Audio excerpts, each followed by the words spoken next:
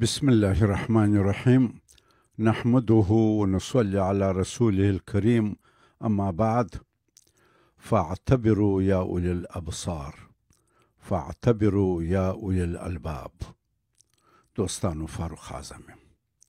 نن د فبروري 28 اسرائیلو څلور میاشتې مخکې په همدغه ورځ په 28 اکتوبر 2023 پر غزه تمام عیار حمله وکړه او دا د پوره 4 میاشتې کېږي چې پر غزه مسلسل شپه ورځ اور اوري. ټوله دنیا ورته ګوري. تر 10,000 ډېر فلسطینیان مړه او تر 100,000 ډېر نور زخمیان او معیوب دي. ښارونه کنډواله سوه. بېجله وه نسل کشي روانه ده. دلته نه حقوق بشر سته، نه ملل متحد سته، نه انساني کرامت سته، نه د ښځو حقوق سته، نه د ماشومانو، نه د تعلیم و صحت او نه نړیوال عادلانه نظم مطرح دی. امریکا او اروپا په زغرده د اسرائیل تر څنګ ولاړ دي. روس او چین هم چې د ملل متحد په سر کې ناست دي، د نړۍ غټ طاقتونه دي او د دنیا د امن له ضامنانو څخه دي. څه نه وایي؟ وایي زموږ په څه؟ د نړۍ 1.5 میلیون مسلمانان ګوري چې په غزه کې د دوی د ورونو مسلمانانو قتل عام روان دي، خو هیڅ نشي کولی. ډېر بېوسه دي. ټول زړه خوري، خو حتی یو حرف خبره د یهودو خلاف نشي کولی. آیا په موږ کې یو چا د ځان سره دا سوال کړی دی چې د یهودو دغه ایغري او د مسلمانانو دغه بېغیرتي ولې؟ د یهودو ولې له چا سترګه نه کېږي؟ او زموږ مسلمانانو زړونه ولې دومره ختلي دي چې له ویرې نه سو کښلی؟ آیا دغه ستره المیه او غمیزه به په موږ کې د بصیرت سترګې پیدا کړي او عقل به مو سر ته راولي چې دا ولې؟ زه غواړم دلته د یهودو د دومره دلاوري او ایغري څو دلایل او موږ ته د عبرت څو نکتې تاسو ته عرض کړم. یهودان په زرو کاله د مخ په اوسني فلسطین او د مصر په سینا کې اوسېدل. ابراهیم خلیل الله علیه السلام چې د یعقوب علیه السلام یا اسرائیل نیکه و، 4,000 کاله د مخ په همدغه سیمه کې اوسېدی او قبر یې په اوسني اسرائیل کې د خلیل په ښار کې دی. موسی علیه السلام 3,500 کاله د مخه او عیسی علیه السلام 2,000 کاله د مخه همدلته خلک خپل رب ته بلل. تر عیسی علیه السلام د مخه د اوسني عراق اشوریانو او بابلیانو یو زیات شمېر یهودیان له دې سیمې وشړل. په 129 قبل المیلاد کې کله چې رومیانو دا سیمه ونیول، ډېر یهود یورپ ته فرار سوه. په 50 میلادي کې د روم باچا کلوډیس یهود ډېر زیر کړ. کله چې په 638 میلادي کې مسلمانانو د حضرت عمر رضی الله تعالی عنه په وخت کې بیت المقدس ونیو، یهودان په اسلامي قلمرو کې آرام سوه او تر دې حده آرام ژوند یې کاوه چې کله د صلاح الدین ایوبي په وخت کې صلیبیانو پر بیت المقدس حمله وکړه، یهود د مسلمانانو تر څنګ د عیسایانو په مقابل کې وجنګېدل. خو د یهودو ځورېدل په یورپ کې دوام درلود. دوی په یورپ کې له یوه ځایه بل ځای ته د امن په تلاش کډه بارول. کله چې به یهود فرار ته مجبور سوه، خپل جایدادونه او مالونه به یې په نڅه خرڅول. ځایي خلکو به پښه ورته ونیول او په ډېر ارزانه به یې ورڅخه اخیسته. په نوي ځای کې به بیا مجبور وه هماغه شی به یې په لوړه بیه رانیوي. همداراز دغه بیا ځایه کېدو دوی او د دوی بچیان ناروغه کول، مړه کېدل او نږدې دوستان یې سره تیتو پره کول. په لار کې د غلو چور ویره وه. په نوي وطن کې نوې ژبه زده کول، د آب و هوا سره بلدتیا، کارموندنه، ځای پر ځای کېدل او د منتها غریبۍ تحمل څه اسانه کار نه و. دوی په هر هیواد کې بېګانه وه او تبعیضي چلند ورسره کېدی. دغه مهاجرت، اوارګي، تحقیر او بېوسي په یهودو کې یو جدي فکر پیدا کړي چې خپل دغه خوار او دربدره ژوند ته باید حتما تغییر ورکړي. فیصله یې وکړه چې نور په جنګونو کې ځان داخل نه کړي، د ګاونډیانو سرګزاره وکړي او د زمانې سره داسې ځان عیار کړي چې په ترڅ کې بالاخره ځان قوي کړي. ځان څنګه قوي کړي؟ هغه وخت قوت په پیسه کې و. دوی د پیسو د پیدا کېدو پر لارو جدي غور وکړي. وایي علما اولو الامر دي. دلته د یهودو دیني علما را مخته سوه او د خپل قوم د نجات او قوت لپاره جدي فکر او اجتهاد وکړي. 800 کاله د مخه د یهودو یو لوی عالم رابای داود کمیشي فتوا ورکړه چې سود د موسی علیه السلام په دین کې ناروا دی. هغه دا معنی چې په یهودي ټولنه کې د یهودانو ترمنځ سود نشته. هغه وویل خو غیر یهود ته په سود پیسه ورکول روا دي. ده وویل موږ خپل وطن نه لرو چې د موسی علیه السلام شریعت پکښې تطبیق سي. د نورو په وطن کې یو، دلته شرایط بیل دي. باطل عقد په باطل محل کې حتما حرام نه دی. ده وویل ده دا استدلال هم کاوه چې د یهودو قوي کېدل یو اشد ضرورت دی او اشد ضرورت حلال حراموي، حرام به حلالوي. عیسویان چې موږ په انسانانو کې نه شماري، ده وویل، او ضروري مو د هغوی په مقابل کې د ځان ساتل او قوي کول فرض دي.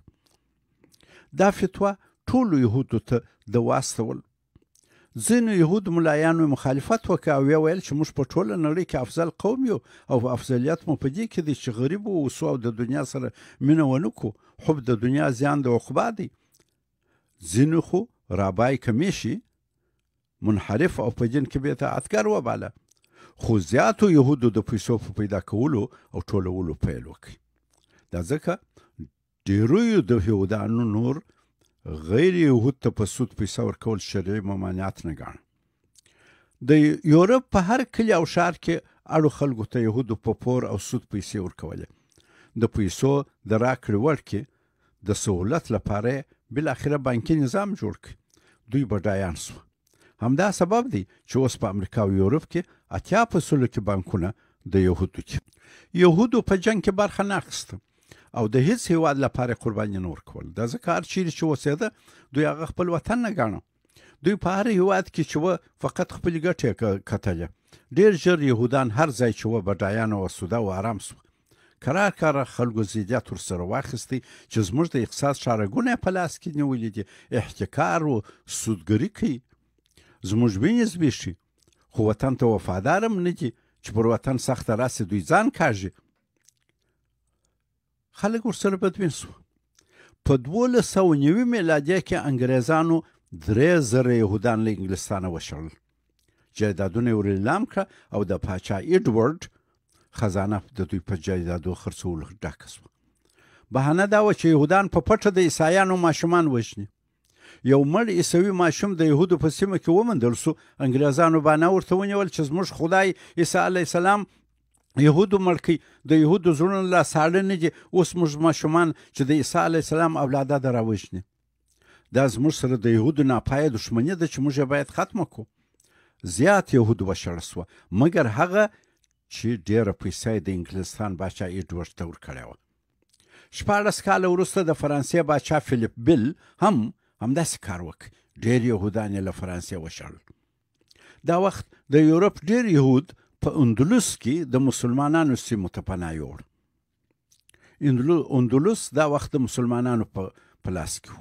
خو کله چې د اندلس په مسلمان حاکمانو کې بې اتفاقي راغله، عیسایانو په 1492 میلادي کې مسلمانانو ته ماته ورکړه او هغوی یې له اندلس ټول وایستل. د یهودو په ویستلو یې هم پیل وکړ. تقریبا 100,000 یهود یې له اوسني اسپانیا او پرتګال څخه چې تر دا وخته د مسلمانانو تر سیوري لاندې ارام اوسېدل وایستله او په ټول یورپ کې خواره سوه. یو شمېره د افریقا شمال ته ولاړه چې هلته د عثماني امپراتورۍ لاندې د مسلمانانو سره واوسېږي.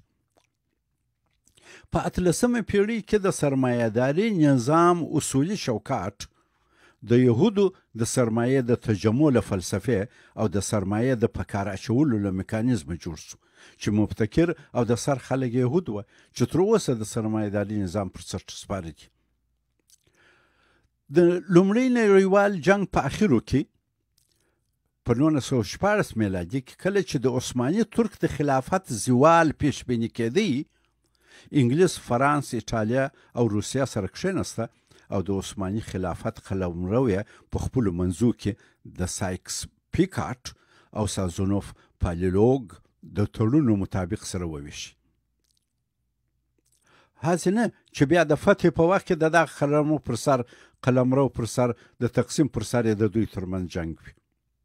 په دغه ویش کې فلسطین انګلیسانو ته ورسېدی.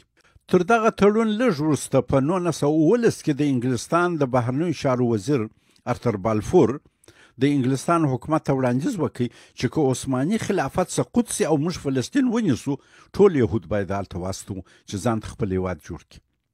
انګلستانو غوښته اصلا د یهودو له غمه ځان خلاص کړي.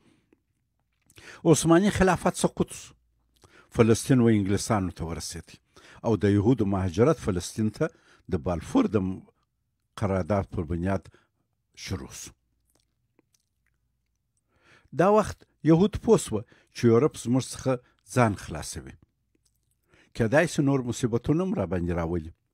یو ځل بیا یې علما راوړاندې سوه او فتوا یې صادره کړه چې یهودان باید د دنیوي علوم زده کړه فرض وګڼي او د هغو په حصول کې پوره سایه وکړي.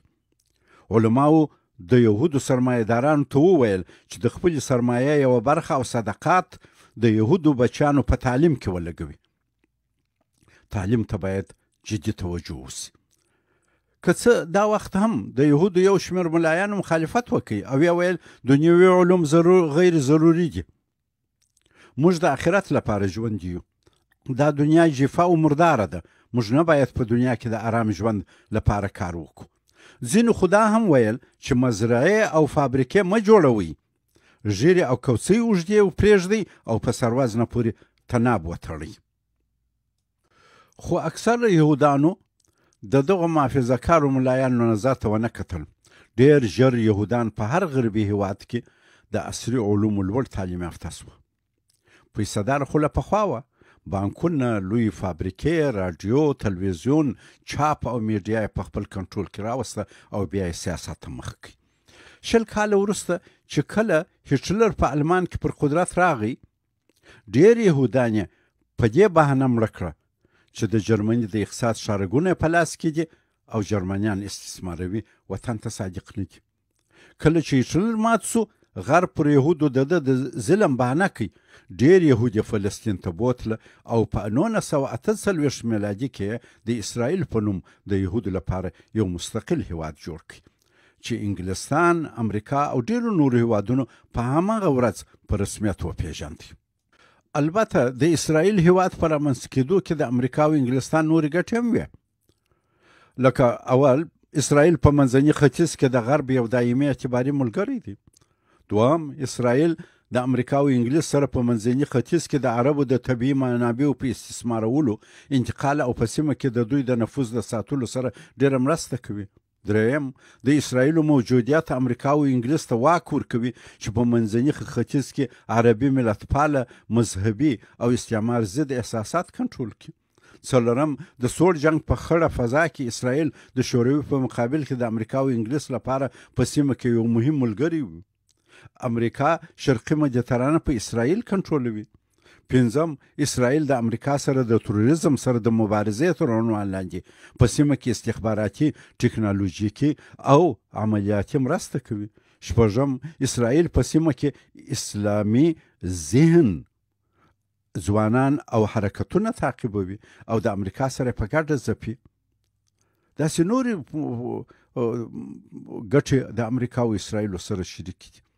روسانو ته هم اسرائیل هیواد په ګټه دی او په سیمه کې هیوادونه په اسرائیل ویروي او وسله پر خرڅوي. اوس یهود په غرب کې د هر هیواد پر اقتصاد، میډیا، علم او سیاست لاس بری دي. بانکونه د دوی دي، میډیا د دوی په ولکه کې د ښه عالمانو ساینسپوهان د دوی دي، غټې فابریکې او مغازې د یهودو دي او سیاست کې هم دوی مخکې دي چې هیڅ حکومت د دوی خلاف کار نشي کولی. مثلا په 1999 کې د انګلستان په ټول تاریخ کې د اول د پاره یو مسلمان د سرور خان په نوم د انګلیس پارلمان ته لار پیدا کړ. خو په هماغه کال یهودانو چې په شمېر تر مسلمانانو لږ وه، 65 وکیلان په پارلمان کې درلوده چې حکومت شور نه سو ځینې خوړلی. د کابینې مهمه برخه مو یهود وه. همدغه فلسطین چې پخوا واکه د مسلمانانو په لاس کې و، تر عثماني خلافت لاندې په ګوله نه وه ماړه. خو اوس ډېر آباد او د دنیا ډېر پرمختللی هیواد ځین جوړ شوی دی. اوس یهود د خپل علم او سرمایه په زور او برکت د ټولې پرمختللې دنیا پر سر سپاره دي. نو ځکه هر ظلم چې کوي څوک نسته چې مخ ته یې ودرېږي. هسې نه چې خلک د دوی سره مینه لري، د دوی سره خلک مینه نه لري، بلکې دوی ته محتاج دي، دوی قوت لري. دوستانو اوس چې په افغانستان کې امارت حاکم دی، یو طلایي فرصت میسر دی. اوس موږ په چا تړلي نه یو، د سوچ وهلو او د فیصلو فرصت لرو چې ډېر وخت مو دا نه درلود. دا طلایي فرصت باید ضایع نه کړو چې بیا به ټول ارمان کوو. آیا زموږ په ملا صاحبانو علمای کرامو کې پوهانو کې به داسې کسان پیدا سي چې ووایي نور د مسلمانانو اوسنی ذلت بس دی، چې په 1.5 میلیونه مسلمانو کې څوک نسته چې یو کوچنی 3 میلیونه اسرائیل ته سره سترګو ښکاره کړي. جنوبي افریقا هېواد چې توران دي او مسلمانان نه دي، اسرائیل غندي او د مسلمانانو د قتل عام په جرم نړیوالې محکمې ته کشوي، خو مسلمانان له ویرې د جنوبي افریقا ملاتړ تش په خوله هم نسي کولی. دا تر کله؟ دا ولې؟ موږ تر یهودو په ډېر ښه موقف کې یو، موږ تر یهودو په ډېر ښه موقف کې یو. موږ د رابای کمیشي په شان فتواګانو ته هېڅ ضرورت نه لرو. شکر خپل وطن لرو، خپل مو نظام دی. دین مراد ته د علم د حصول او د دشمن په مقابل کې د ځان د قوي کولو صریح احکام لري. خو یوه خبره درته مهمه ده، او هغه دا چې د خپل اوسني خراب حالت د سمولو چارو لپاره جدي فکر کولو ته اشد ضرورت لرو. یو له هغو ضرورتونو دا دی چې اسلام پر خپل منحط کلیوال ذهن حاکم کو او عامه مصلحت محترم وګڼو. جدي غور وکړو چې څنګه کولی سو داسې نظام جوړ کو چې د اسلام د اصولو په چوکاټ کې د عصر د کاروان سره همګام لاړ سي. دوستانو تاسې وګورئ، پخوا په هرو 40 کالو کې انګریز پر افغانستان راتلی او حمله یې پر کول او موږ یې په وینو لړلو. تر هرې حملې وروسته موږ کښېننستلو چې فکر وکړو دا ولې پر موږ ولې دا حمله وسوه او څه باید وسي چې بیا دا ناورین تکرار نسي. دا کار موږ ونه کړ. په تېر 30 کاله کې ټوله دنیا په موږ خوارانو کې وغورځېده. یو شوروي او د هغه سره وارسا پاکټ پر موږ حمله وکړه. 2 میلیونه خلک یې رامړه و، زخمي و، معیوب او په میلیونونو نور یې رابېکور و دربدره کړه. زموږ وینې لا نوې وشي او زخمونه مو لا نه و سره ورغلي چې دا ور بیا امریکا او ناټو ډېره بېرحمانه حمله راباندې وکړه. اوس دا وخت دی چې موږ فکر وکړو چې دا حملې ولې راباندې کېږي، ولې هر څوک پر موږ د پسو خیال کوي. تر کله به زموږ او زموږ د اولاد ژوند ټول په جنګونو، دربدرۍ، محتاجۍ، ذلت او بدبختیو کې تېرېږي. سیاسر مو په شپو د علاج دپاره د ګاونډیانو په دروازو کې پرتې دي. آیا په موږ کې به یو غیرت پیدا سي؟ آیا په موږ کې به آګاه او با احساسه علمای کرام او پوهان پیدا سي چې موږ ته له اوسني ذلته د خلاصېدو یو منظمه لاره وښیي او داسې یو نسخه راته وړاندې کړي چې ملت په قانع او نړیوالې حد اقل د پرمختګ مخ ونه نیسي. د داسې یو نظام خاکه وړاندې کړي چې وچلېږي. موږ دې نه یو، خو زموږ جوړ کړی نظام دې وي. بیا دې د جنګ په ذریعه حکومت نه بدلیږي او زموږ حکومت یې د نااهلو لاس کې نه وي چې پردي پر خپل هېواد تجاوز ته دعوت کوي او یا لار ورته هواروي. دوستانو، د یهودانو تاریخ مې ځکه درته عرض کړي چې په موږ کې د بصیرت او مغز خلک درس ځینې واخلي او د خپل خراب حالت سمون ته واچول سي. فاعتبروا یا اولی الابصار وفاعتبروا یا اولی الالباب. والسلام علیکم ورحمة الله وبرکاته.